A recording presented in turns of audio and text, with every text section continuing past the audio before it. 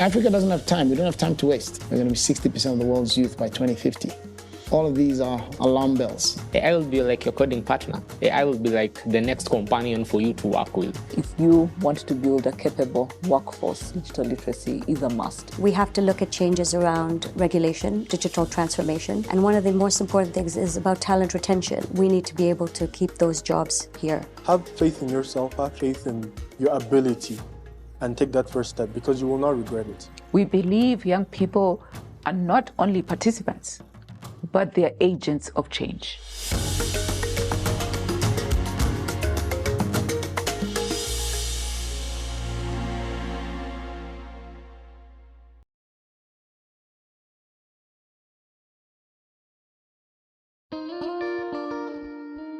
Technology is reshaping everything: how we learn, how we live, how we earn. For Africa, its greatest advantage is its people.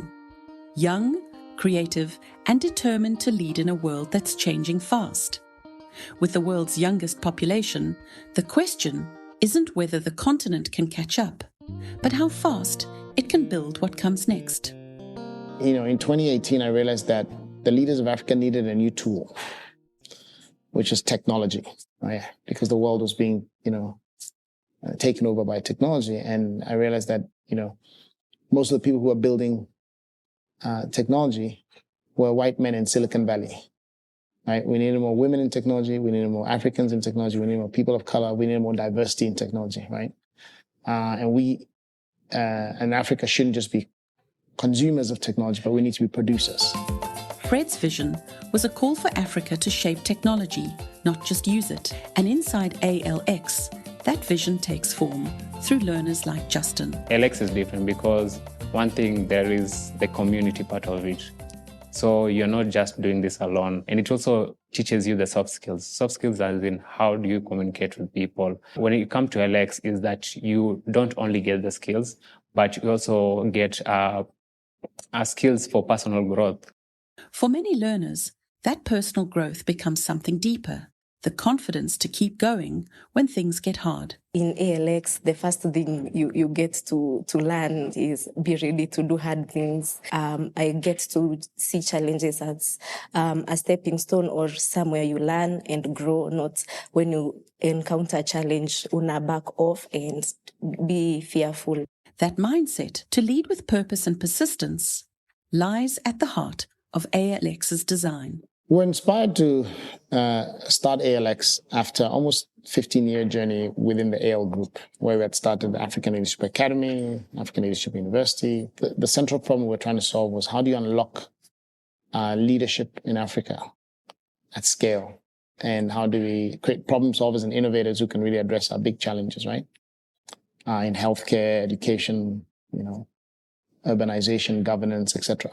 The other thing that I was worried about was that if artificial intelligence is developed, but it's not infused with the right ethics and values, it can be dangerous for the world. And so I thought, why don't we take the work we've been doing in developing ethical leaders at African Leadership Academy and African Leadership University and fuse it with technology. The result, a generation skilled in technology and grounded in values. It's a difference employers like Rifat see every day. Young professionals who bring purpose and initiative to their work. What we've noticed is the hires from ALX have a lot of practical experience, and I think that's been one of their biggest assets. With the ALX graduates, we were able to throw them into projects right away from day one, where we just assigned them mentors and senior engineers to sort of overlook and sort of verify towards the end of it. But they were literally able to be very self-starter, self-driven, and execute projects very well. The impact didn't go unnoticed.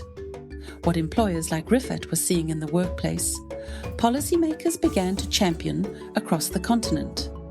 Building a digitally skilled workforce is a priority not just for Rwanda but for the entire continent. To be a knowledge-based economy means you have to have the right skills. The new jobs are digital in nature. And so if you want to build a capable workforce, you must also make sure that they have digital skills, and digital literacy is a must if we are to achieve our ambitions of becoming a knowledge-based economy. To make that vision real takes more than policy. It requires partnerships. That's why institutions like MasterCard Foundation are working with educators and innovators to reshape how learning happens, so it reaches more people and stays relevant in a changing world. We are helping to build learning systems that can adapt, scale, and serve every learner, regardless of their circumstances. We see EdTech as a catalyst for transforming learning systems and making education more accessible, relevant, and resilient. Supporting EdTech entrepreneurs is one of the key ways that we can integrate technology at scale and with impact. Inside these evolving systems, young innovators are turning their curiosity into creation. Like David, a full-stack developer and co-founder of Promptverse, a company he helped build through his experience at ALX. ALX helped me to understand that I can build my own product, scale it, and then reach to masses. What really excited me while we were building Promptverse was the first day we released now the second version, which is the full stack application. We got 300 users within the first week. So it was validation of what we were building and the need for it in the market. So ALX helped me to understand the whole ecosystem, not just being a developer, not just being an entrepreneur, but also being around a community that will help you grow. Where they learn about, leadership skills, entrepreneurship skills, ethics and values, how to solve problems, how to work in teams, right? We want them to understand the big challenges facing the world.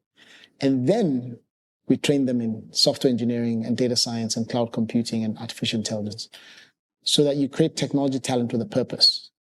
That purpose is what transforms talent into impact.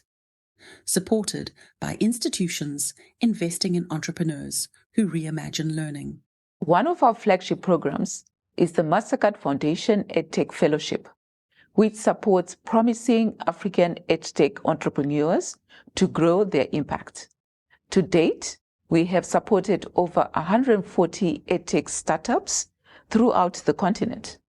The fellowship is active in several countries across Africa, working with partners to support ventures that are improving teaching, enhancing digital learning platforms, and addressing connectivity and content gaps. Across Africa, classrooms and code labs are filling up fast. The sheer number of young people ready to learn and work is what makes this mission so urgent. Look at our demographics. The largest portion of our population are young people that need to be skilled for the work of the future, which involves a lot of digital aspects and digital jobs, and making sure that they have those skills if they're going to thrive in this digital economy that the world is heading towards. Tools are only as valuable as the direction which you point them in. So before we teach them how to use these tools, we have to first give them a purpose in life. Have these young people develop a mission, understand the big challenges of the world, so that when you now have the tool, you know how to use it properly. ALX is not just about technology for technology's sake. It's about technology for purpose. We need to start first with a foundation around leadership and problem solving and ethics. And then you add in these technology skills. That philosophy is changing how young Africans think, how they solve problems and see possibility. Like Teddy, an IT consultant who discovered at ALX that innovation starts with mindset. I feel like a lot of people in the job market right now are taught to do something in a linear way. They never learn to think outside the box per se. And I feel like ALX flipped a switch in my mind that allowed me to actually realize that with the information I've managed to research, there's another way I can fix this. And there's another way I can optimize a solution for this problem. That same mindset is inspiring learners to build, to turn ideas into ventures that solve real problems. ALX transformed me from a developer all the way to an entrepreneur. Most devs just look at maybe becoming a senior dev and then getting job employment, maybe in a big organization. But once I joined ALX, I was able to understand that you'll not just be a developer, but you can also be an entrepreneur. And as those ideas scale, ALX itself is scaling, building capacity to train millions across the continent. Last year, we trained 700,000 people, and we graduated 200,000 people. And with ALX now, we have a system that can, in the next decade, train 3 to 5 million people, right? So we've gone from training 25 people to 700,000 and now millions.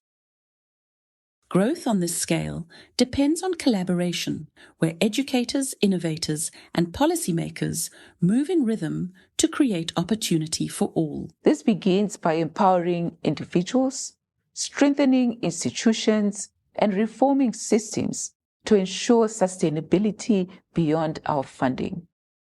We are demonstrating this in the way that we work with over 400 partners across more than 30 countries in Africa.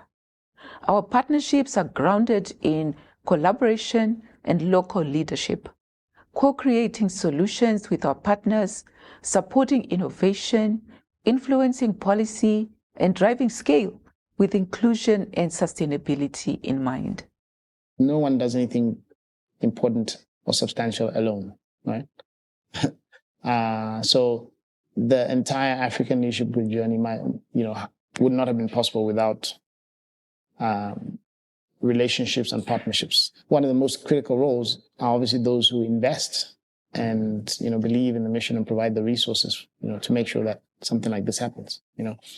And of course, MasterCard Foundation has been the single biggest partner in that regard. So I'll go back just a little bit before 10 years ago to when I first heard about the MasterCard Foundation. A friend of mine. I must say, where we are today, we wouldn't have been able to achieve the things that we've been able to achieve without the right partners that have been able to bring in the resources, the expertise, but also the market linkages that are required. And so that's why partnerships are very central. When you look at really the sheer nature, the volume of the ambitions that we have today, we're talking about training all Rwandans. If you're talking about close to 14 million people, this is not a task that a single player can do on their own, and this is where partnerships really come in handy.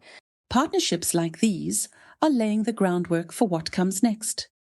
New skills, new industries, and new ways of learning. After you've got these foundational skills, we then see ourselves, focusing on 5 areas. One is software engineering and cloud computing and that whole track.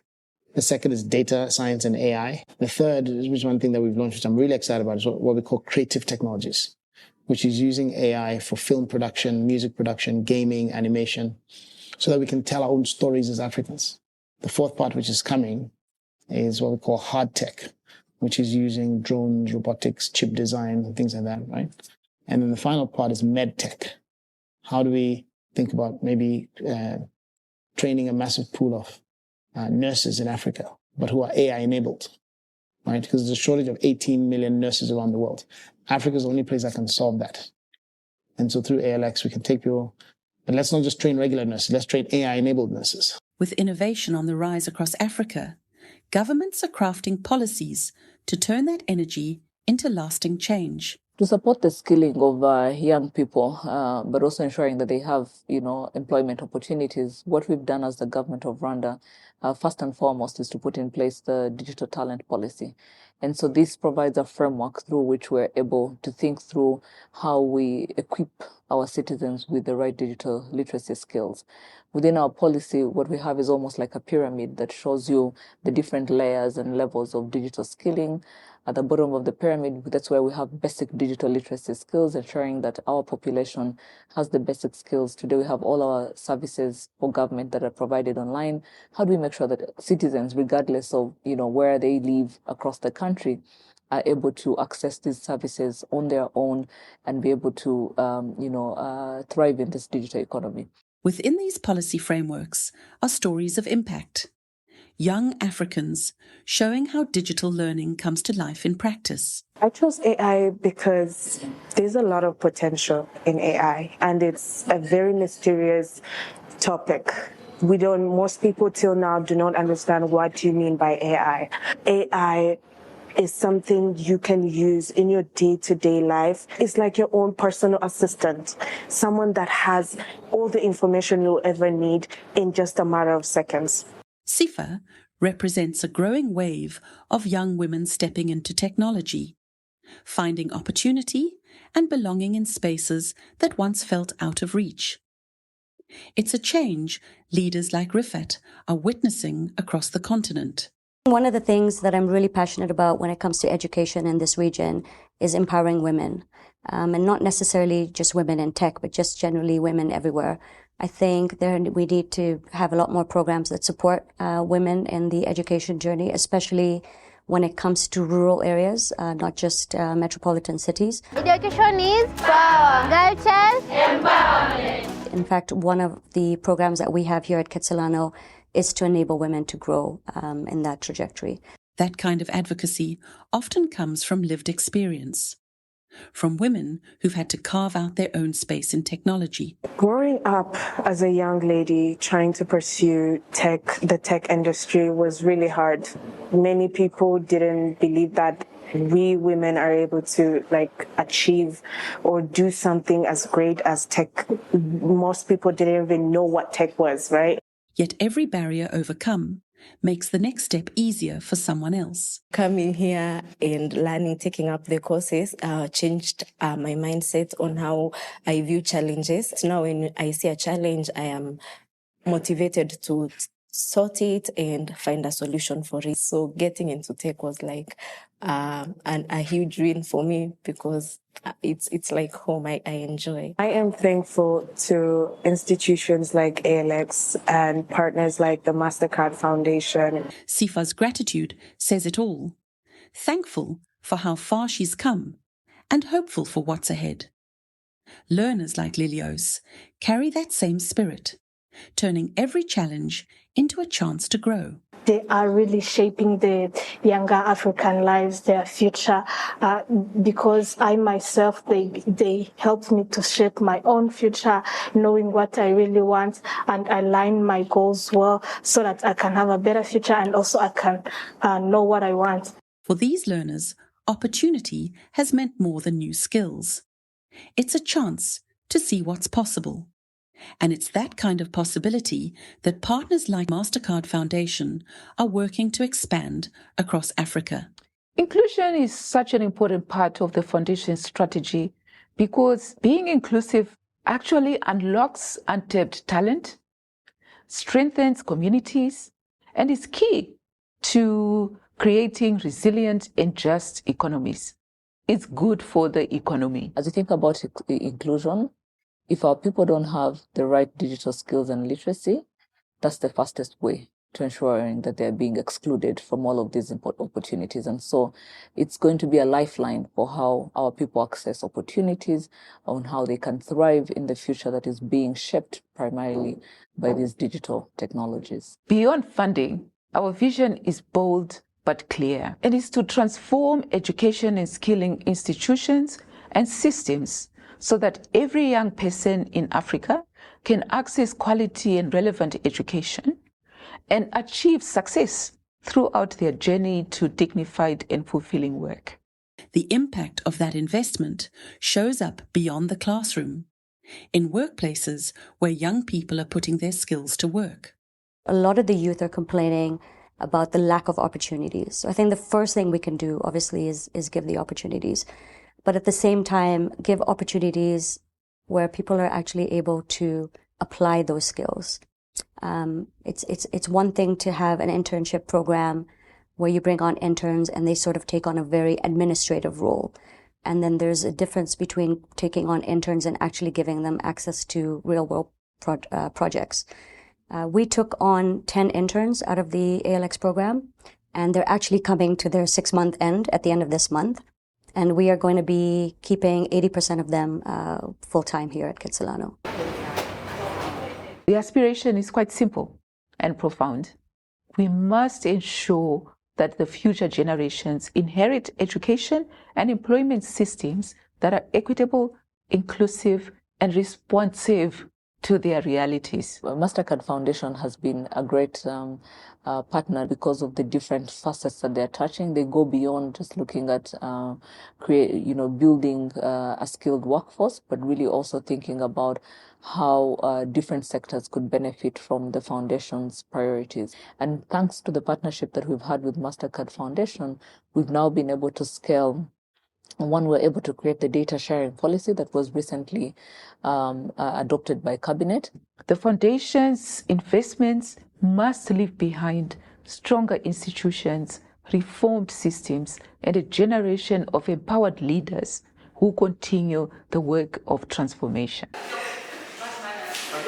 Once we can come together as young Africans and realize that the future of this continent is on our shoulders, then we can start to realize our visions. Our role is absolute. It's up to us. There's no one else coming to help. If you look throughout history, those who control technology control the world. As the world has progressed, if you look at the rise of power, it's always correlated with technology.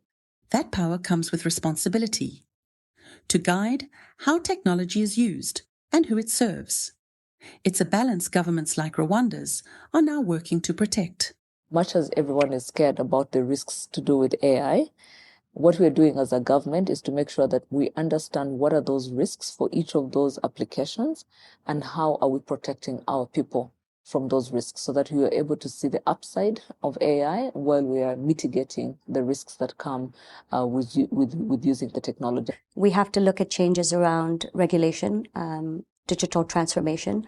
And one of the most important things is about talent retention. With today's global economy and the way everybody can work remotely, foreign companies are able to recruit our talent. We need to be able to keep those jobs here with companies within the region.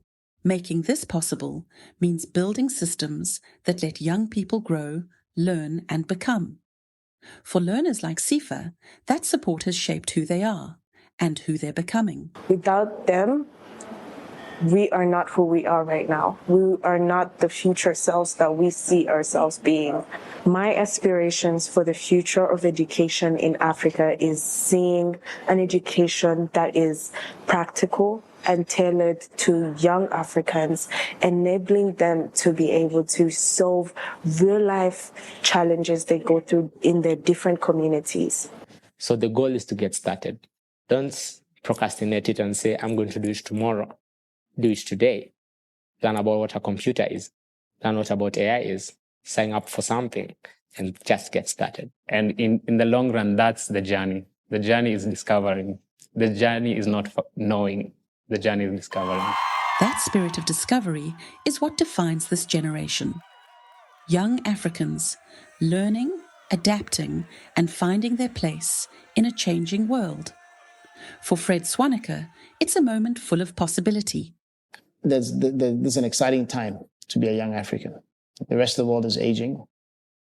And if you get skills, especially if you have digital skills, you can work anywhere in the world. You can sit in Ghana and work in Germany and the UK and in Australia, right? So think very broadly. The world is your oyster. If you do that, you'll be set up for success. But if you're sitting and waiting for someone to give you something, you'll not be successful. That drive to act is where lasting change begins. And it's what shapes the kind of future we hope to leave behind. My personal aspiration is that we leave behind a world that is more inclusive, leave behind resilient and sustainable African organizations, continue the culture of give back, therefore paying forward, creating a catalytic effect for the individual, their families, communities, and society as a whole.